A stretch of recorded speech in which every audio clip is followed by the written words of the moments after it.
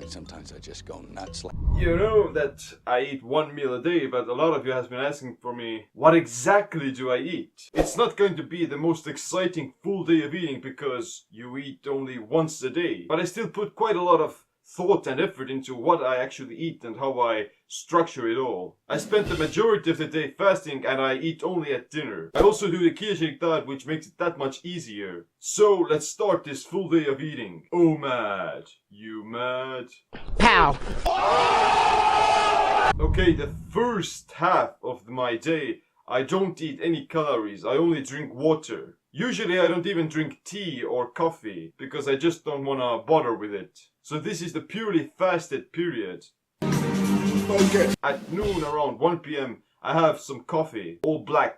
No calories still. In total I have maybe 1 to 2 cups a day. And I do it at noon because that's the time where cortisol levels are starting to decrease. And I won't build any tolerance to caffeine because of that. You can maybe add some salt to your water or coffee even to, increase your electrolytes. Which is quite important while you're fasting. The afternoon when I've been fasting for 16 or 18 hours, I start working out. Now because I train quite intensely and diligently, I also have a small little protein shake during my workout.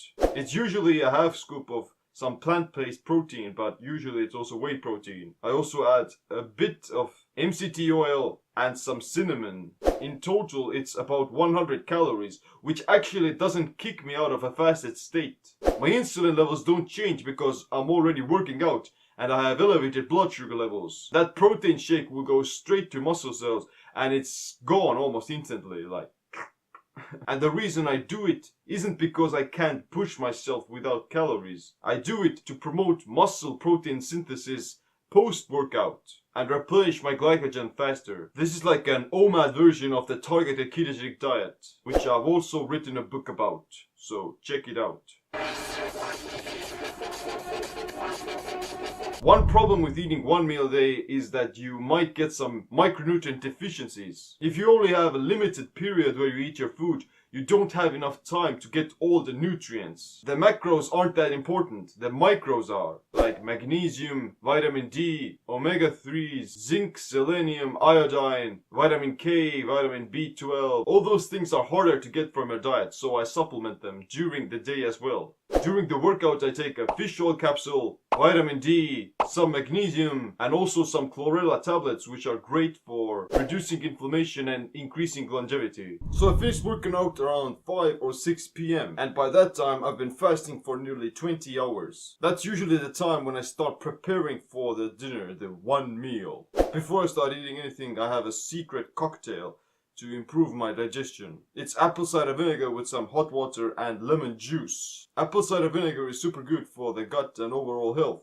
It reduces inflammation, promotes digestion, improves insulin sensitivity, and has many other benefits as well. So I recommend everyone to start using it. I add 2 teaspoons and I drink it with water. Sometimes I also add some psyllium powder to get some more fiber into the diet. Because on keto you may not get enough if you don't eat enough veggies. My main source of protein and favorite food are eggs. They have like the entire amino acid profile and they're also full of leucine, which is like the best amino acid ever, choline, which is necessary for the brain and cognition, DHA, EPA, omega-3s, which are also good for inflammation and mitochondrial health.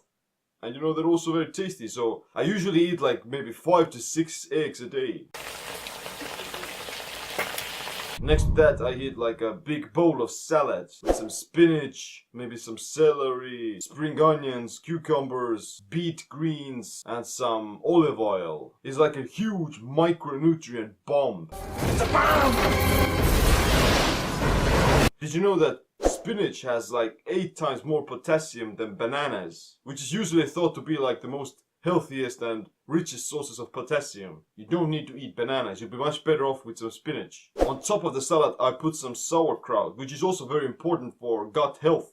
It's fermented and it feeds the good gut microbiome. I also use a ton of seasoning like ginger, turmeric, cinnamon, black pepper, cayenne pepper, pink Himalayan sea salt, and some herbs like rosemary, basil, thyme, and so on. They're also full of antioxidants and have a ton of anti-cancer properties, plus they make you live longer, so that's awesome. I eat it very slowly, like over the course of an hour, because I don't want to stress my gut by starting to bomb it with some huge, massive food. I can't do it. After that, I wait a bit to digest it a bit, and I'll move on to the second meal. This time I can eat something more heavy, but still nutritious. I usually eat some baked cruciferous vegetables like broccoli, cauliflower, cabbage, and a few carrots and some tomatoes maybe. This time the protein was chicken thighs with the skin on, and some pork. This was just one piece of each. I had 2 more of those back in the oven to keep them warm, and this takes me about an hour to eat as well. With my dinner I take some supplements again. Some more of those chlorella tablets, magnesium, zinc, a multivitamin, some sea kelp for iodine, some more fish oil, and GABA, which is good for neurotransmitter communication and relaxation. I eat about 2 to 4 Brazil nuts a day because they're like one of the most abundant sources of selenium. You can cover your entire day's selenium needs with, only 2 to 4 nuts. And a few pistachios because they have also some